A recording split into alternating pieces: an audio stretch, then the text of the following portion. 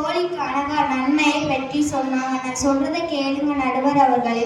WhatsApp, Facebook, Twitter கண்டுபிடிக்க மூலமா குழந்தையை விட அதிலே மூழ்கி காணாமல் போன குழந்தைகள் எண்ணிக்கை தான் அதிகம். சமூக ஊடகங்களில் உண்மை எது பொய் எதுன்னு கண்டுபிடிக்க முடியாது.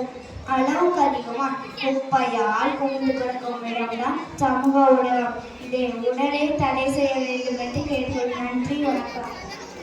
சமூக ஊடகம் தீமைதான், அதனை உடனே தடை செய்ய வேண்டும் என்று கூறி செல்கிறார் வெண்ணிலா. அடுத்தது நன்மையை பற்றி பேச வரா சக்தி.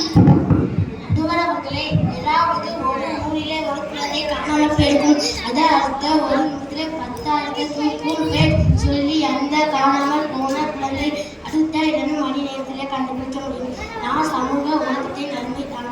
யாரும் ஊரில் யாவரும் பேசி தெரிந்து நிலை உருவாக்குவது சமூக ஊடகத்தின் ஒரு குறிப்பிட்ட மனிதபலம் இணைந்தவர்கள் தான். பேஸ்புக்கில் இருக்கிறது ஏதாவது இருக்கிறதா?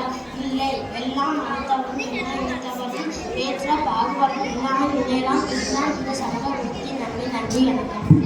சமூக ஊடகம் பாகுபாடின்றி இருக்கிறது என்று கூறினார் சக்தி. அடுத்தது தீமையை பற்றி பேச வராங்க முகேஷ். நடுவர் அவர்களை இப்பெல்லாம் காலையில இருந்து பல் தேய்க்கிறாங்களோ இல்லையோ, ஆனா செல்போனை தேய்க்கிறாங்க. வாட்ஸ்அப், ஃபேஸ்புக் டைமை ஸ்பெண்ட் பண்றதை விட குடும்பத்தோட டெஸ்ட் பண்ணி பாருங்க, குழந்தைகளோட டெஸ்ட் பண்ணி பாருங்க. முகத்தில் தெரியும் சந்தோஷம் வேற எங்கேயாவது தெரியுமா? வாட்ஸ்அப், ஃபேஸ்புக் ஒரு மாய உலகம். அதிலிருந்து வெளியே வந்து பாருங்க, குடும்பத்தோட டெஸ்ட் பண்ணுங்க. நன்றி, வணக்கம். சமூக ஊடகம் ஒரு மாய உலகம்னு சொல்லிட்டு போறாங்க முகேஷ். சமூக ஊடகம் நன்மைன்னு பேசினார்கள். அதில் நன்மை இருப்பதால் தான் முழு நேரமும் மூழ்கி இருக்கிறோம் என்று கூறினார்கள். எதிரணி தீமையை பற்றி பேசினார்கள். ஒரு நாணயத்திற்கு 2 பக்கம் இருக்கும். சர்க்கரை சாப்பிட்டால் சர்க்கரை நோய் வரும்னு தெரியும்.